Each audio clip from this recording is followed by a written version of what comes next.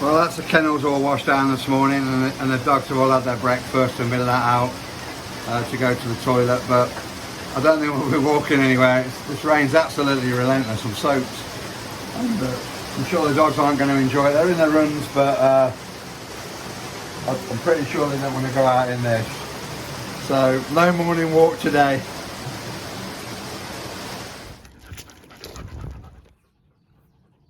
Had a bit of a dilemma this week on deciding what I'm going to do with Jack and Rocky, whether to race them. Both of them are recovering well from their injuries. I mean, Rocky doesn't seem to have any reaction at all from his toe, and Jack's cut's dried up really well. So, you know, they're both on the mend. But I was like, shall I race them? And I've decided now anyway. I've decided not to run them at all this week. Give them that extra week. I might even get Jack checked over, but by Robert. I'm just watching his race, and I've watched it 100 times to try and find out where he actually got his cut. His stride doesn't seem to be. He doesn't seem to be opening up right. So I don't know. I'll just get Robert to check him. You know, and then at least we know if there is a bigger issue, but I don't think so. It might have just been in one of them days.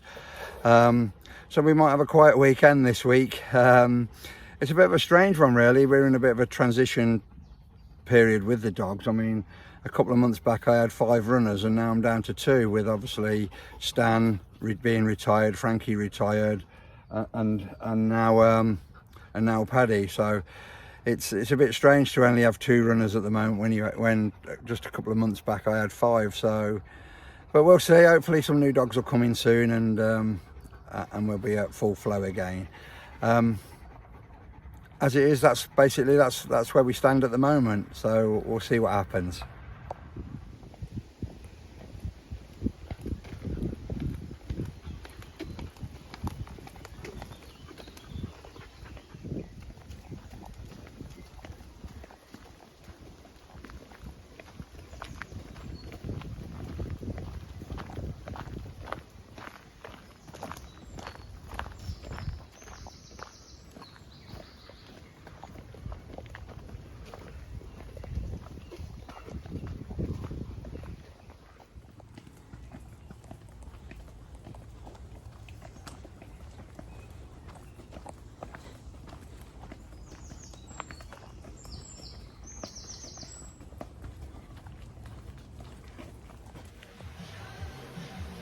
Just back from our Sunday morning walk.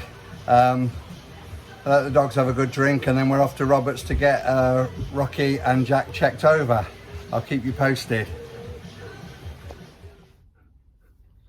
Just arrived at Roberts.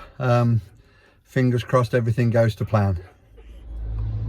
Well, Roberts checked the dogs over, and they're both fine, nothing too serious. With Rocky, he's still got a little bit of a pain in that wrist, so I'll keep using bone radial on that to make it better. And with his toe, his toenail, he's got a little bit of nerve damage, so we can't race him at the moment because of that, until the actual nail starts growing a little bit more. So that's what Robert's advised. Leave him off for a couple of weeks, even though he's fine, and he's fine in himself. So it gives me a chance to do a little bit work on his wrist, and to let the toenail grow through a little bit more, because he's a little bit tender on it still. So that's the situation with Rocky. As far as Ted goes, he's got a little bit of a strain in his chest. Robert seems to think it's an old injury. And again, on his back hip, that same injury that when I was here the other week, it's nothing too serious, but he just keeps, you know, he says to me to massage it and keep working at it just to free it up a little bit more. So so Jack can actually run. With regards to the cut, Robert seems to be quite happy with it, and it's healing quite well. So Jack can run. So we will try and enter him for the senior race next Saturday at Toaster. Whether he gets in or not is obviously down to the racing manager. With Rocky, he's been, even though I didn't enter him, he's been selected to run next Tuesday in a A2 graded race. That won't be happening now, obviously, with his until his toenail grows through a little bit more. So Nothing too serious. So I'm coming away quite happy. That's the journey home. I'll speak to you soon. I'm in the field that my son and daughter-in-law own. They've not had it too long. They live in the same village as I do, so and they've acquired this field, which is a decent size, to be honest. And fortunately for me, they've said that I can use part of it to exercise the dogs. This is something I've wanted to do for a long time, is be able to let the dogs run free. So for them to give me permission to do that is great news. It's another step forward for me.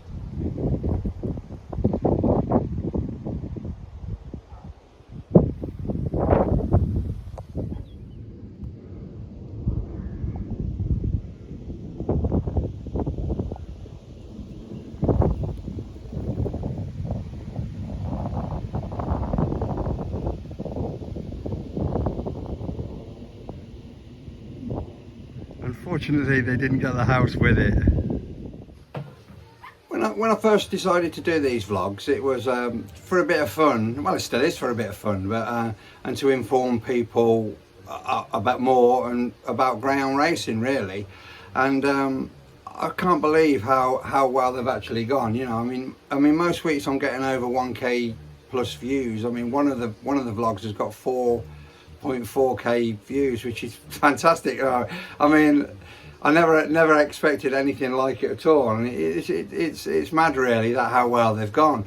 Also this week, Emily Wallace, Emily does a column in the Greyhound Star, and she's contacted me and interviewed me and written a column regarding what I'm doing, you know, about my vlogs and whatever, this week for the Greyhound Star, which is great publicity for me as well.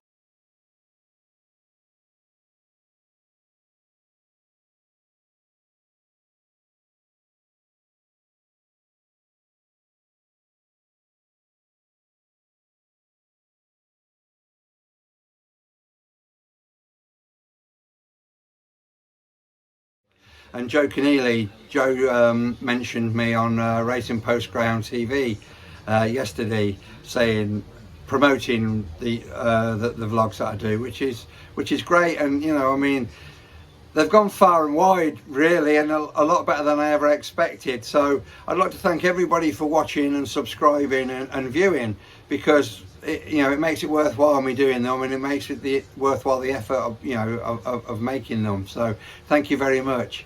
Thank you very much, and I'll speak to you again soon. Give a shout out to Adam Sear. If anyone hasn't seen, he's set up a YouTube page. He's obviously a trainer at Toaster, a couple of dogs. He set up a YouTube page, Adam Sear Greyhound Racing is called. He does like a video every week. They're only 15 minutes long, but just the day-to-day lives of his life and the racing, etc.